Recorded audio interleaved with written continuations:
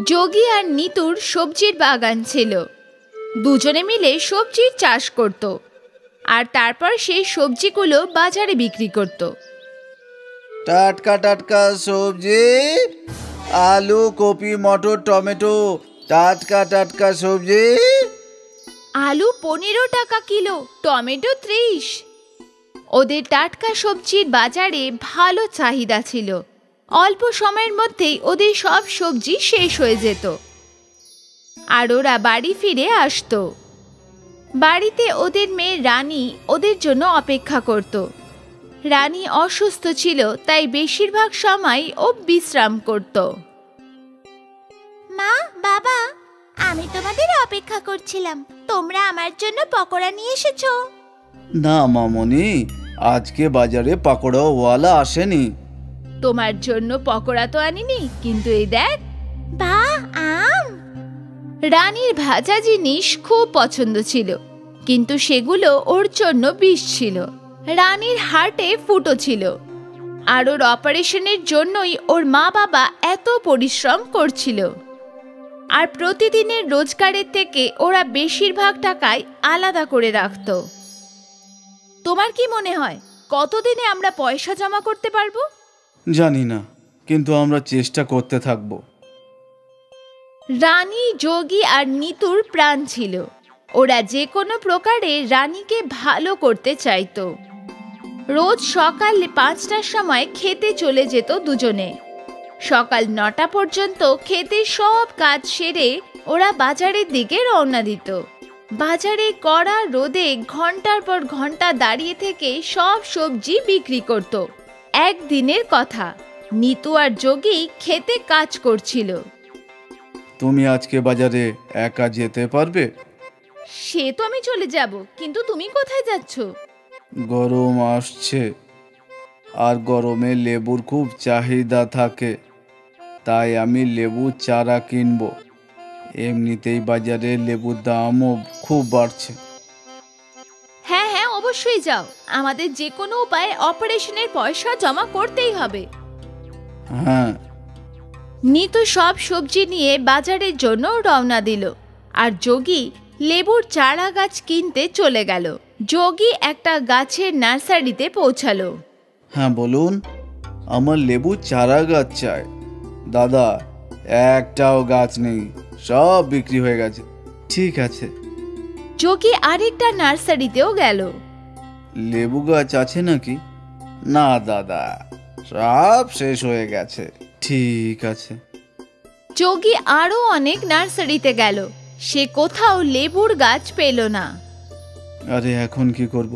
ভেবেছিলাম লেবুর গাছ লাগিয়ে লেবু ফলিয়ে সেগুলো বিক্রি করব, তাহলে কিছু উপার্জনও হবে, কিন্তু আমি তো একটাও গাছ পেলাম না।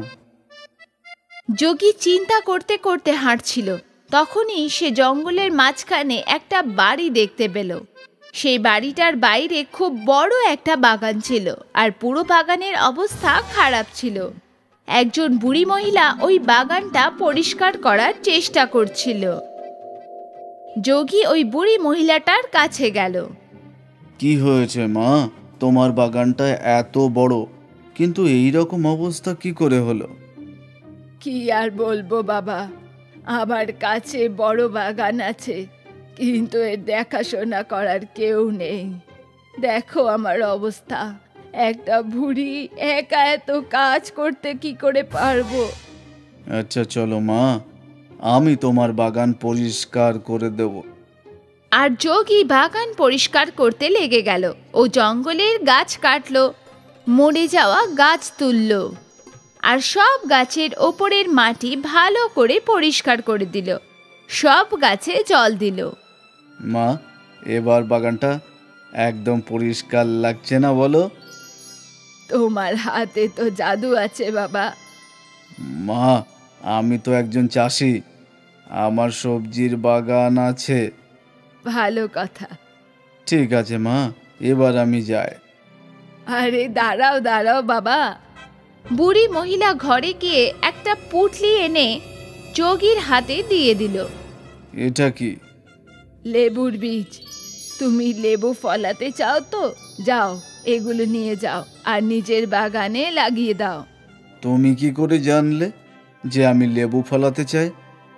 আমি সব জানি বাবা, আমার চুল রোদে সাদা হয়নি। যোগী পুটলিটা নিয়ে বাড়ির দিকে চলে গেল। যোগী বাড়ি পৌঁছালো, নিতু আগেই বাড়িতে পৌঁছে গিয়েছিল। অনেক দেরি হলো তোমার, আর লেবুর চারা কোথায়? কোনো নার্সারিতে লেবুর গাছ আমি পেলাম না। বাড়ি ফিরে আসছিলাম, তখন জঙ্গলে একটা বাড়ি দেখলাম, যার বাইরে একটা বড় বাগান ছিল। একটা বুড়ি মহিলা একা বাগান পরিষ্কার করছিল, তাই আমি ওনাকে একটু সাহায্য করলাম, আর তাতেই দেরি হয়ে গেল। ঠিক আছে। আর এই দেখো, ওই বুড়ি মহিলা আমাকে লেবুর বীজও দিয়েছে। জানি না উনি কি করে জানলেন যে আমি লেবু ফলাতে চাই। অদ্ভুত তো। আচ্ছা বাদ দাও, অন্তত এই বীজগুলোই আমরা লাগিয়ে দেব। এই বছর না হলেও সামনের বছর লেবু হয়েই যাবে। হ্যাঁ, সেটা তো ঠিকই। পরের দিন সকালে যোগী কয়েকটা গর্ত করলো আর তাতে লেবুর বীজ লাগিয়ে দিল। তারপর গর্তে মাটি ভরে দিল। নিতু, এখানে একটু জল দাও। হ্যাঁ, আসছি। নিতু ওখানে জল দিতেই সেখান থেকে দ্রুত গাছ উঠতে লাগলো। দুজনেই অবাক হয়ে গেল। গাছ বড় হয়েই ওই গাছগুলোতে লেবু ঝুলতে লাগলো। কিন্তু এই লেবুগুলো আলাদা ছিল। লেবুগুলো একটু বেশি চকচক করছিল। এত চকচকে লেবু! যোগী একটা লেবু ছিঁড়ল, দেখেও অবাক হয়ে গেল। লেবুটা সোনার ছিল। নিতু, এগুলো তো সোনার লেবু। সব গাছে সোনার লেবু ফলেছিল। যোগী আর নিতুর তো ভাগ্যই খুলে গেল। যোগী ওই সব লেবু সোনার দোকানে বিক্রি করে দিল, আর বিক্রি করে প্রচুর টাকা পেল। সেই টাকা দিয়ে ওরা রানীর চিকিৎসা করালো। অভিনন্দন, অপারেশন সফল হয়েছে।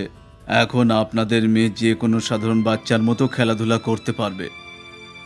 এই কথা শুনে যোগী আর নিতুর চোখে জল চলে এলো। যোগী একটা বড় বাগান কিনে নিল, আর একটা বড় বাড়িও। ওদের জীবন একেবারে বদলে গেল। নিতু, আমাদের ওই বুড়িমাকে ধন্যবাদ জানানো উচিত। হ্যাঁ, অবশ্যই। যোগী নিতু আর রানীকে নিয়ে জঙ্গলে গেল। ওই বাড়িটা এখানেই তো ছিল, হঠাৎ কোথায় চলে গেল? ওখানে কোনো বাড়ি ছিল না। যোগীকে সাহায্য করেছিল সেটা সেও জানতো না। সে ভগবানকে ধন্যবাদ জানালো আর আনন্দে জীবন কাটাতে লাগলো। কোনো এক সময়ের কথা, একটা গ্রামে 3টি গরিব ভাই থাকতো, শিবা, বামন আর বিশপ। বাবা মা ওদের অবর্তমানে একটি কুঁড়ে ঘর রেখে গিয়েছিল, যেখানে 3 ভাই একসাথে ঠিক করে হাত পা ছড়িয়ে শুতে পারত না। শোয়ার সময় ওদের মধ্যে লড়াই হতো। তুমি তোমার পা দিয়ে করে সামলাতে পারছো না? ওটা বারবার আমার মুখে লাগছে কেন? আরে ভাই, তুমি নাক কম ডাকো। তোমার নাক ডাকার জন্য আমি তো ঘুমাতেই পারছি না। তুমি তোমার মাথা আমার থেকে দূরে রাখো। তোমার মাথা পোকার নাকে মুখে ঢুকছে। 3 ভাই রোজ এই লড়াইতে হাঁপিয়ে উঠেছিল। একদিন শিবা বাকি দুজনকে বলল, এইভাবে লড়াই করে কোনো লাভ নেই। আমাদের দারিদ্রতা দূর করতে হবে। কেবল ধনই আমাদের গরিবদের একমাত্র সমস্যার সমাধান হতে পারে। ঠিকই বলেছ, কিন্তু আমাদের কি করা উচিত? আমরা কাল সকালে ধনের সন্ধানে বেরোবো, আর তখনই গ্রামে ফিরবো যখন আমাদের কাছে পর্যাপ্ত পরিমাণে ধন চলে আসবে। হ্যাঁ, একেবারে ঠিক বলেছ। তোমরা ধনের তল্লাশে চলে যাও, আর কিছু ধন আমার জন্যও নিয়ে এসো। না ঋষভ, তোমাকেও আমাদের সঙ্গে যেতে হবে। পরের দিন 3 ভাই সকালবেলা নিশ্চয় করে ধনের খোঁজে বেরিয়ে পড়ল। অনেক দূর যাওয়ার পর এক যুবক সন্ন্যাসীর দেখা পেল, যার চেহারা রাজার মতো চমকাচ্ছিল। আরে ভাই, তোমরা এই নির্জন প্রদেশে এইভাবে কেন ঘুরে বেড়াচ্ছ? কিসের খোঁজ করছো তোমরা? আমরা ধনের তল্লাশ করছি। আমাদের বাবা মা আমাদের অবর্তমানে আমাদের জন্য কিছুই রেখে যাননি।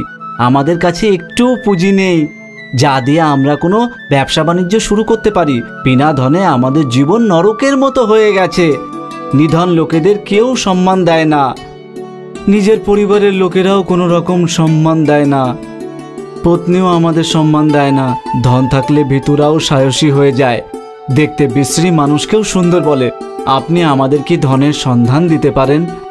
ধন সব কিছু নয়, কিন্তু এই কথা তখনই বুঝবে যতক্ষণ তোমাদের কাছে কোনো রকম ধন থাকবে না। আমি আগে একজন রাজা ছিলাম। আমি আমার ধন নানান জায়গায় পুঁতে রেখেছি। আমি তোমাদেরকে ধনের সন্ধান বলছি, যেখান থেকে তোমাদের ব্যবসা শুরু করার পুঁজি হয়ে যাবে। সন্ন্যাসী 3 ভাইকে একটা করে চামচ আর একটা করে লেবু দিলেন। প্রত্যেককে চামচ নিয়ে মুখে রাখো, আর ওর মধ্যে একটা করে লেবু রাখো দাও। এরপরে তোমাদেরকে পূর্ব দিকে যেতে হবে। যেখানে লেবু পড়ে যাবে ওখানেই তোমরা মাটি খুঁড়ো। তোমরা কিছু না কিছু অবশ্যই পেয়ে যাবে। যা তোমরা পাবে ওটাই তোমাদের পুঁজি হবে, এবং ওটা ব্যবহার করে তোমরা ধন রোজগার করতে শুরু করে দিও। যেখানে লেবু পড়ে যাবে ওখানকার মাটি খোদাই করে তোমরা চলে আসবে, কারণ যে রাস্তা দিয়ে তোমরা যাচ্ছ ওই রাস্তাটা খুবই বিপজ্জনক। বেশি লোভ করতে যাবে না একেবারে, আর কম সময়ে কোনো কষ্ট না করে ধনী হওয়ার স্বপ্ন দেখবে না। যেন বিনা কষ্টে ধন রোজগার করে সে কোনোদিনও ধনের মূল্য বুঝতে পারে না। 3 ভাই চামচে লেবু নিয়ে চলতে লাগলো। কিছু কিলোমিটার যাওয়ার পর প্রথম ভাই শিবার লেবু পড়ে গেল। ও ওখানকার মাটি খোদাই করলো, যেখান থেকে 7টা ঘোড়া পেল। এই ঘোড়াগুলোকে দেখে মনে হচ্ছে উঁচু বংশের। আমি এই ঘোড়াগুলোকে বিয়েবাড়ি অনুষ্ঠানে ভাড়া খাটাবো এবং ওইখান থেকে পয়সা কামাবো। প্রথম ভাই ঘোড়া নিয়ে গ্রামে ফেরত চলে এলো। আরো কয়েক কিলোমিটার যাওয়ার পর দ্বিতীয় ভাই বমনে লেবু পড়ে গেল। ও ওখানেই মাটি খোদাই করলো, ওখানেও লোহার খনি পেল। লোহা প্রচুর কাজের ধাতু, কোনো ঘরই লোহার ব্যবহার ছাড়া তৈরি হয় না, আর হাতিয়ার বানানোর জন্যও লোহার খুব প্রয়োজন হয়। আমি লোহার দরজা, জানলা, তালা আরও অনেক কিছু বানাতে পারবো। দ্বিতীয় ভাইও লোহা নিয়ে গ্রামে ফেরত চলে এলো। কয়েক কিলোমিটার আগে গিয়ে তৃতীয় ভাই বিশপে লেবু পড়ে গেল। ও ওই জায়গায় খোদাই করলো, ওইখানে তামার খনি পেল। বিশপ প্রচন্ড লোভী ছিল। তামা তো কোনো দামি ধাতু নয়, এতে শুধু বাসনই বানানো যায়। এই দিয়ে আমি বেশি পয়সা কামাতেই পারবো না, আমাকে জীবনভর কাজ করতে হবে। আমার অন্য ভাইরা লোহার খনি পেল আর আমার তামার খনি, সেই হিসাব করলে আগে আরও ধাতুর খনির পাওয়া যাবে। তৃতীয় ভাই সন্ন্যাসীর কথা শুনল না আর নিজে লেবু চামচ নিয়ে আগে এগিয়ে গেল। কিছু দূর যাওয়ার পর ও লেবু পড়ে গেল। ও ওখানে গিয়ে আবার খোদাই করলো, ওখানে রূপোর খনি পেল। কিন্তু তৃতীয় ভাই রূপোতেও সন্তুষ্ট হলো না। রূপোর দাম তো প্রচুর কম, খনি আমি রূপো দিয়ে ব্যবসা করি তাহলে আমি ধনী হতে প্রচুর সময় লেগে যাবে, এই জন্যে আমার আগে যাওয়া উচিত। ও আরেকবার লেবু চামচে রাখলো এবং এগিয়ে গেল। কিছু দূর যাওয়ার পর আবার লেবু পড়ে গেল। এইবার ও যখন খোদাই করলো ও সোনার খনি পেল, কিন্তু তাতেও ও সন্তুষ্ট হলো না। সোনা তো প্রচুর দামি, কিন্তু হিরে বা রত্নের মতো নয়। আগে নিশ্চয়ই হীরের খনি পাওয়া যাবে। যদি কিছু দামি হিরে আমি পেয়ে যাই তাহলে আমি বেঁচে যাব, আর জীবনভর আমাকে আর কোনো কাজ করতে হবে না। এইভাবে আমি আরামে জীবন কাটাতে পারবো। তৃতীয় ভাই লোভে পড়ে লেবু আবার চামচে নিয়ে এগিয়ে গেল।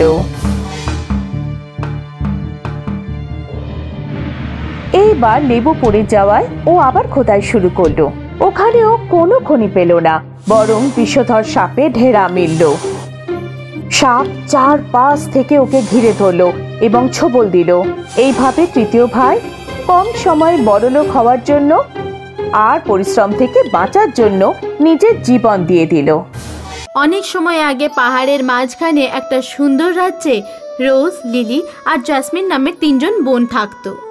রোজ আর লিলি তাদের বাবার আসল সন্তান ছিল, কিন্তু জাসমিনকে অ্যাডপ্ট করা হয়েছিল। বাবা, আমাদের ঘরে সবাই খুব সুন্দর দেখতে, শুধু জাসমিনকে ছেড়ে। এই নকলি জালি জাসমিনকে তুমি কোথা থেকে কুড়াদান থেকে এনেছিলে? আমার তো মনে হয় বাবা ওকে কুড়াদান থেকে নয়, কোনো নালি থেকে কুড়িয়ে এনেছিল। না রোজ আর লিলি, আমি জেসমিনকে না তো কুড়াদান থেকে কুড়িয়েছিলাম আর না কোনো নালি থেকে। আমি একদিন নদীর ধারে মাছ ধরতে গিয়েছিলাম, তখন নদীতে একটা ঝুড়ি বয়ে আমার কাছে আসে, যেটা থেকে জেসমিন বেরিয়েছিল। জাসমিন সহজ সরল ছিল না, ও খুব দুষ্টু মেয়ে ছিল। কি বললে? এরা কি বললো? বাবা নাকি আমার নালি থেকে কুড়িয়ে এনেছে? আজ আমি এদেরকে মজা দেখাচ্ছি। রোজ আর লিলি যখন স্যুপ খাচ্ছিল তখন জাসমিন তাদেরকে বলল, রোজ আর লিলি, বাবা তোমাদের জন্য আম কিনে এনেছে, সে বাইরে বাগানে রয়েছে। যদি তোরা আম না খেতে চাও তাহলে তোমাদের ভাগের আম আমি খেয়ে নিচ্ছি। বোকা মেয়ে, তুমি আমাদের ভাগের আম কেন খেতে যাবে? আমরা এখনই গিয়ে বাবার কাছ থেকে আম নিচ্ছি, এইবার মজা হবে।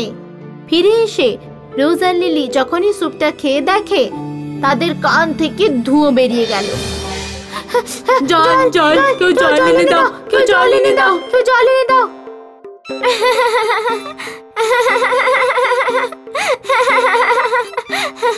রোজ, লিলি আর জাসমিনের বাবা মিস্টার রজার তার 3টে মেয়ের মধ্যে জাসমিনকে সব থেকে বেশি ভালোবাসতো, কারণ রোজ আর লিলি খুব অলস ছিল। তারা দুজন খুব দেরিতে ঘুম থেকে উঠতো, আর জাসমিন সকালে উঠে তার বাবার জন্য জল খাবার আর চা তৈরি করে এনে দিত, তারপর সব ঘরের পরিষ্কারও করে দিত।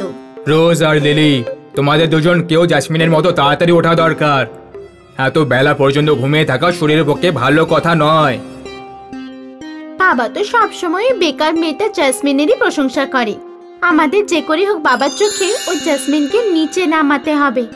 ঠিক বলেছ, যখন বাবা জাসমিনের থেকে ঘৃণা করবে তখনই আমরা বাবার ভালোবাসা পাবো। আমাদের শহরের পুরী থেকে যে এসেছে, ওই জাদুকরি সুমেরার কাছে যাওয়া দরকার, সে নিশ্চয় আমাদের সাহায্য করবে।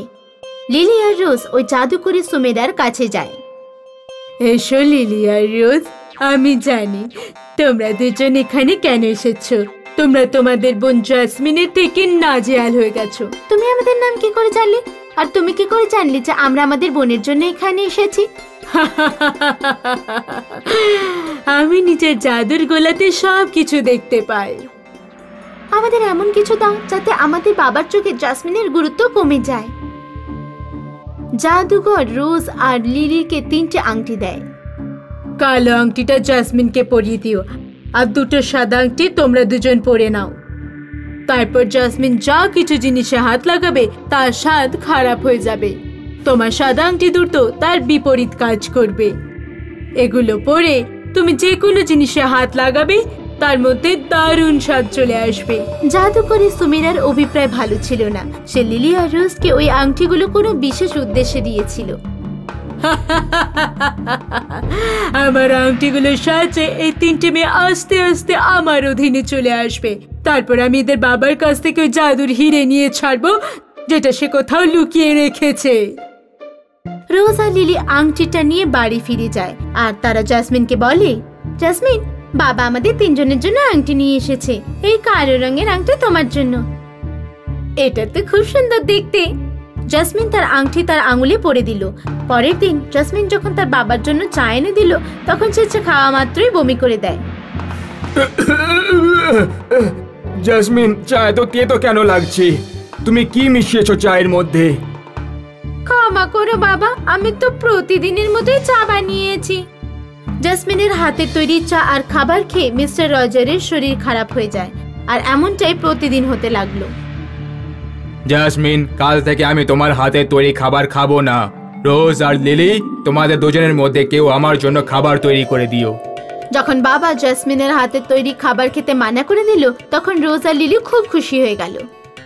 নালি থেকে আসা জাসমিন, বাবা তোমায় ঘৃণা করে। তোমার এই বাড়িতে কোনো মূল্য নেই। এক কাজ করো, গিয়ে কোথাও তুমি মরে যাও। রাতে রোজ, লিলি আর জাসমিন হঠাৎ ঘুম থেকে উঠে পড়ে আর পুরো বাড়িতে জাদুর হিরে খুঁজতে শুরু করে। খোঁজো খোঁজো, লিলি, রোজ আর জাসমিন, হিরেটাকে খুঁজে বার করো। জাসমিন সকালে যখন ঘুম থেকে ওঠে তখন ঘরের সব জিনিসপত্র ছড়িয়ে ছিটিয়ে থাকে। ঘরের অবস্থা এরকম কেন হয়ে রয়েছে? রাতে কেউ কিছু খুঁজছিল নাকি? জাসমিন গিয়ে তার বাবাকে জিজ্ঞেস করে, বাবা, তুমি কি রাতের বেলায় কিছু খুঁজছিলে? না তো, আমি তো এরকম কিছু করিনি। জাসমিন, আমি চার্চে যাচ্ছি, তুমি আমার জন্য বাগান থেকে কিছু ফুল নিয়ে আসবে। জাসমিন যখন মিস্টার রজারকে ফুল এনে দেয় তখন রজারের নজর জাসমিনের আংটির ওপর পড়ে। তোমার আংটিটা তো খুব সুন্দর লাগছে, এটা তোমায় কে দিয়েছিল? এই আংটিটা তো তুমিই এনে দিয়েছিলে বাবা। তুমি রোজ আর লিলির জন্য সাদা আর আমার জন্য কালো আংটি এনে দিয়েছিলে। আমি কারোর জন্য কোনো আংটি নিয়ে আসিনি। লিলি আর রোজ, এখানে এসো। তোমার এই আংটিগুলো কে দিয়েছিল? এই আংটিগুলো, হ্যাঁ, আসলে এই আংটিগুলো আমরা মেলা থেকে এনেছিলাম। তোমরা মিথ্যে কথা কেন বলেছো? তোমরা আমায় বলেছিলে যে আংটিগুলো বাবা কিনে এনে দিয়েছে। সত্যি করে বলো রোজ আর লিলি। শেষমেশ রোজ আর লিলিকে পুরো সত্যিটা বলতে হলো। আমাদের ক্ষমা করে দাও বাবা, আমরা জাসমিনকে তোমার নজরে ছোট করতে চেয়েছিলাম। সেজন্য আমরা জাদুকরি সুমেরার কাছে যাই আর এই আংটিগুলো নিয়ে আসি। রোজ, লিলি আর জাসমিন আঙুল থেকে জাদুর আংটি বের করার চেষ্টা করে, কিন্তু সেই আংটিগুলো বের হয় না, কারণ সেগুলো তাদের আঙুলে চিপকে গেছিল। বাবা, এই আংটিটাকে তো বের করা যাচ্ছে না। এটা কোনো সাধারণ আংটি নয়। এই আংটিগুলোর মাধ্যমে ওই জাদুকরি তোমাদের তিনজনকে নিজের বশে করে নিয়েছে। সে তোমাদের তিনজনকে দিয়ে জাদুর হিরে খুঁজে বের করতে চাইছে। সেই জন্য রাতে ঘরের সব জিনিসপত্র এদিক থেকে ওদিক হয়ে গেছিল। জাদুর হিরে? এই ব্যাপারে তো তুমি কখনো বলনি। জাদুকরনি সেটা কেন পেতে চাইছে? জাদুর হিরে যে কেউ নিজের মাথায় লাগাবে, পৃথিবীর সমস্ত লোক সেই ব্যক্তির গোলাম হয়ে যাবে। রাজা ওই হীরের দায়িত্ব আমায় সঁপেছিলেন। সুমেরা হীরেটাকে প্রাপ্ত করে গোটা পৃথিবীতে নিজের রাজত্ব তৈরি করতে চায়। তাই আমি ওই হীরেটাকে যা কিছু হয়ে যাক না সুমেরাকে দিতে পারবো না। এখন এই আংটিটা কি করে বের করব? আমাদেরকে সুমেরার কাছে যেতেই হবে। রাজা নিজের তিনটে মেয়ের সাথে সুমেরার কাছে গিয়ে পৌঁছয়। এসো রাজার, এসো। আমি জানি তুমি কেন এসেছো। সুমেরা, তোমার আংটির জাল থেকে আমার তিনটে মেয়েকে মুক্ত করে দাও। বিনামূল্যে পৃথিবীতে কিছুই পাওয়া যায় না। আমি তিনজনের হাত থেকে আংটি বের করে দেব, কিন্তু তার বদলে তোমায় আমায় কিছু দিতে হবে।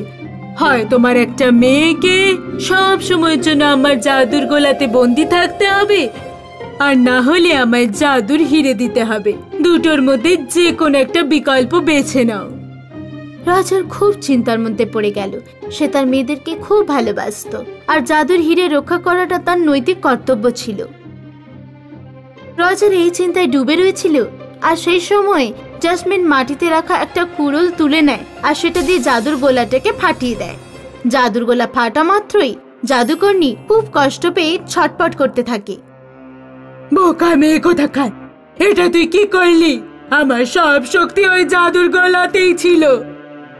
আমি জানতাম না যে তোমার সব শক্তি জাদুর গোলাতে ছিল বলে। আমি তো এটা এই জন্য পাঠালাম যাতে তুমি আমাদের তিনজনের মধ্যে কাউকে গোলার মধ্যে বন্দি না করতে পারো। কিছুক্ষণ পরে জাদুকরনি মারা যায়। জাদুকরনির মারা যাওয়া মাত্রই রোজ, লিলি, জাসমিনের হাত থেকে আংটিগুলো বেরিয়ে নিচে পড়ে যায়। থ্যাংক ইউ জাসমিন, তুমি আমাদেরকে বাঁচিয়ে নিয়েছো। আমরা তোমার কাছে ক্ষমা চাইছি। কোনো ব্যাপার না লিলি আর রোজ, যেখানে ভালোবাসা থাকে সেখানে ছোটখাটো লড়াই হতেই থাকে। সেদিনের পর থেকে মিস্টার রজারের 3 মেয়ে একে অপরের সাথে প্রেম আর একসাথে মিলেমিশে থাকতে শুরু করে।